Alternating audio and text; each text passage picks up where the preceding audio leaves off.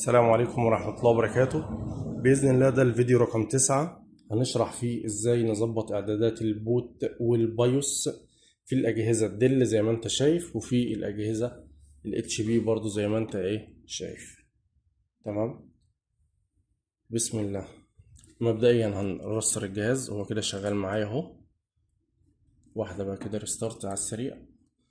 بالنسبة للدل البوت بتاعه بيكون من F12. طب احنا ندخل على شاشة الإعدادات يبقى F2. تمام، F2 ده بتضغط عليه كذا مرة كده لحد ما يقولك ان انت داخل على شاشة الإعدادات بتاعتك. الخيار ده لما بتختار عليه كده بيقولك هنا ان انت شغال UEFI والليجاسي مش مفعل، يعني انت شغال GPT كده. طيب نفهم من ديت افهم من كده ان انا مادام واقف على الخيار ده يبقى لازم الهارد ديسك بتاعي يكون GPT. لو انا مختار ليجاسي اللي فوق ده يبقى لازم الهارد ديسك يكون MBR. تمام كده يا حبيبنا. طيب دلوقتي احنا على الUEFI ولذلك الجهاز شغال مفيهوش مشاكل.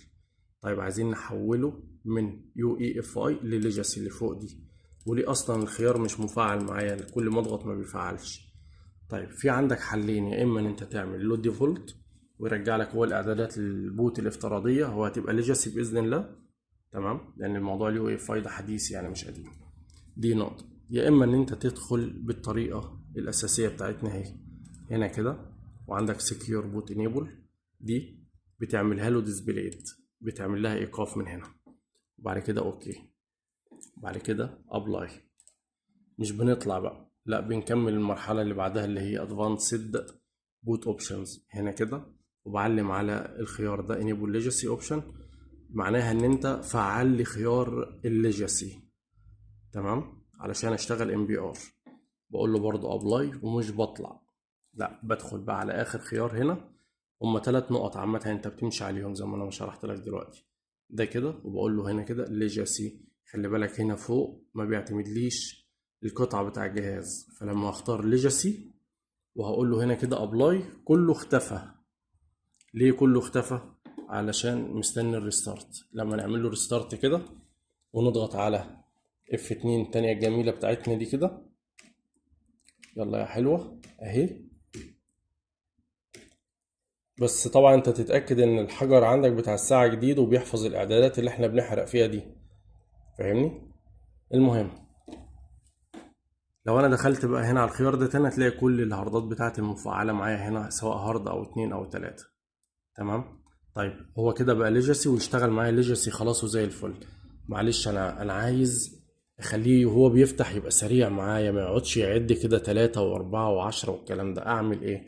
عندك هنا خيارات البوت الاقلاع بالترتيب، الديسكات والاس اس دي واليو اس بي والدي في دي والحبشتكنات. انا عن نفسي كاحمد راتب عشان انا مجنون بلغي كل الكلام الفاضي ده وبخليه اس اس دي فقط لا غير زي ما انت شايف كده. تمام، واقول له ابلاي كده. انا بضغط على الزرار ده يفتح معاه على طول على الويندوز على طول، ما بيقوليش اي حاجه. عارف انت محمد شرف ده لما بيقول لك سلام عليكم، نفس القصه. طيب كده ليجاسي خلاص كده. طب يا عم احمد عايزين نحوله الى UEFI، هل اضغط هنا كده وخلاص ونلم الليله؟ لا غلط، ما ينفعش. لازم ادخل هنا الاول على سكيور بوت زي ما انت شايف كده، بعد كده سكيور بوت انيبل، وبقول له انيبل هنا. ليه ما قبلش معايا؟ بقول لي لان انت اصلا مختار الخيار الليجاسي. تمام، يبقى انا لازم اضغط هنا كده وهقول له UEFI اهي. مش خلاص كده خلاص خلصنا؟ لا ده لسه في اعدادات تانية. اقول له ابلاي، وبعد كده ارجع هنا على الخيار ده الادفانسد بوت، الغي دي خالص واقول له ابلاي، والنقطة التالتة اهي، وهقول له ديسبلايد. احنا كنا بنعمل ايه، MBR ولا GPT؟ استنى عشان اتاكد. كده دي، يبقى انا لازم اعمل خيار هنا انيبل اهو. باختصار شديد 3 حاجات بتفعلهم سواء MBR او GPT. ادي الابلاي اهي كده يشتغل معايا خلاص وزي الفل. ال3 خيارات ادي واحد، واختار واحول. تاني خيار اللي هو ده اعلم هنا يبقى كده MBR. تالت خيار اللي هو ده لازم يكون ديسبلايد. 3 خيارات خلاص كده. طيب لو انا رسترت الجهاز هل هيشتغل معايا ولا لا؟ تعال نجرب ونشوف الظروف هيشتغل ولا لا. يا مسهل الحال يا رب. يلا افتح يا حبيبنا. طبعا هو كده طفى، تضغط على زرار الباور بتاعك هيفتح معاك زي ما انت شايف. تمام، وهيبدأ يدخل معاك على الويندوز على طول بإذن الله. مش هيجيب لك بقى الخيارات اللي انت ايه، هو كده بيعده داخل بوت على طول. مش هيجيب لك بقى الهاردات والحاجات اللي بره والبوت عن طريق الشبكة والقصص دي. خلاص ده كده اشتغل، خلصنا موضوعه في 5 دقايق. طيب عايزين ننجز بقى. عندك هنا ده الجهاز ده الايه الاتش بي، اللي هو الاتش بي اهو، اشهر ماركتين يعتبر في الكوكب كله. تمام. نفس القصة أي جهاز تاني برضه هتدخل عليه F2 F12 F11 F1 اسيستنت على حسب سيادتك ما هتدخل. طبعا بالنسبة للاتش بي بيكون F10 F10، بالنسبة في الديل F12.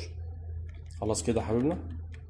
F10 دي انت بتضغط عليه او زرار البوت بتضغط عليه بمعدل مرتين في الثانية. تمام كده لحد ما يجيب لك شاشة الاعدادات زي ما انت شايف كده. اذا جاب لك هنا كلمة انجليش وفي انتر تحت او اختيار لغة، اضغط انتر على طول هيفتح معاك زي ما انت شايف كده. خليك فاكر احنا شرحنا حاجتين هنا، اللي هو انك تعمل اعدادات البوت الافتراضية اللي هو الديفولت بتاع البايوس بعد العك اللي بنعكه، وتاني حاجة ان احنا نحول من انبار لجي بي تي والعكس، صح؟ تمام. بالنسبة بقى للاتش بي، موضوع تظبيط الاعدادات اللي احنا عكينا فيها بترجع للنقطة دي، ابلاي ديفولت اند خروج اند اكزit. تمام كده. لما بختار الخيار ده بيرجع لي الاعدادات الافتراضيه خالص بتاعت الاعدادات بتاعت المصنع.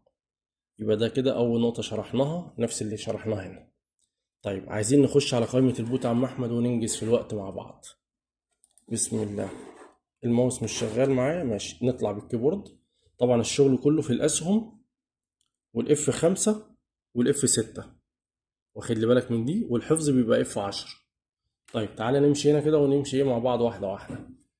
لو انا طلعت هنا كده عندي هنا كلمة ستورج اللي فوق خالص دي اهي، ستورج. ستورج دي بيكون فيها هنا قائمة الهاردات بتاعتك. واخد بالك انا عندي هنا كده هاردين، واحد ساتا 128 اس اس دي سان ديسك، وواحد 500. ده رقم 0 وده رقم 2 في المذر بورد. انا بشرح دي ليه اساسا. المهم انزل هنا كده على بوت اوردر، هنا كده بوت اوردر، وبضغط انتر. تمام. بيظهر لي هنا الخانتين، هنا اليو اي اف اي او الجي بي تي او الاي اف اي. ده كده خاص بالجي بي تي. طيب عشان افعله بضغط على اف 5. طب هو اصلا كده مفعل. تمام. طيب شوف كاتب لك هنا تحت ايه، لو عايز تلغي التفعيل اضغط اف 5.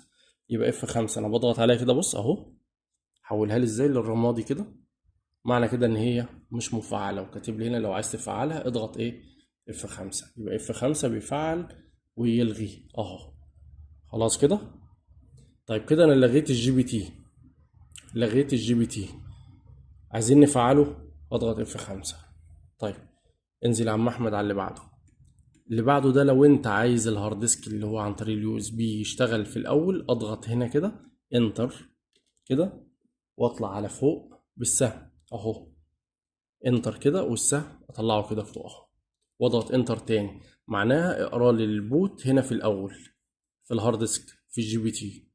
طيب لو انا هفعل الام بي ار الليجاسي، يبقى انا يستحسن اقف على دي واعمل ايقاف زي ما انت شايف كده، وبعد كده انزل هنا تحت على الليجاسي واظبط بقى الدنيا عندي. انا عندي البوت هنا على الهارد ديسك رقم 0، صح كده، اللي هو الاس اس دي كان ظاهر عندي في القائمه اللي في الاول. طيب يبقى انا اخلي الزيرو ده بدل ما يكون تحت هنا اخليه فوق خالص اول حاجه في قائمه الهاردات. اليو اس بي ده اخليه تحت خالص، اليو اس بي اللي فوق دي اخليها تحت خالص خالص خالص خالص. ليه كده؟ كده هيشتغل معايا اسرع. تمام كده. ثواني في عامل جاني بس ثاني ظبط معاه، ولو كده انا هظبط لك اللي انت عايزه كله دلوقتي. كده يبقى احنا هنا ظبطنا موضوع الهارد ديسك خلاص. كده هو اللي هيقرا معايا في الاول، وبعد كده افعل الحفظ بتاعي عن طريق زرار اف 10. اف 10 زي كده. تمام، واحفظ خلاص ويرستر الجهاز يشتغل معايا زي الفل. طيب عايزين مثلا نرجعه تاني للجي بي تي، يبقى انا هطلع على الخيار فوق خالص هنا وهضغط له الايه الاف 5. ادي الاف 5 بتاعتنا زي ما انت شايف. وبعد كده اف 10، اف 10 تاني، اف 10 تالت، او اختار هنا سيف شينج. عنده خروج. حلو، عنده خروج دي. بيقول لك هتحفظ، قول له اه هحفظ كده.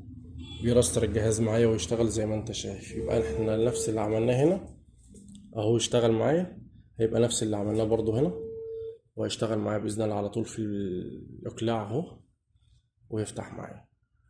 خلاص كده. لو في حاجة في الموضوع ده مش مفهوم ولا حاجة كلمني وانا عنيا ليك، حاضر. او اكتب لي بقى كومنت ولا حاجة. يلا السلام عليكم.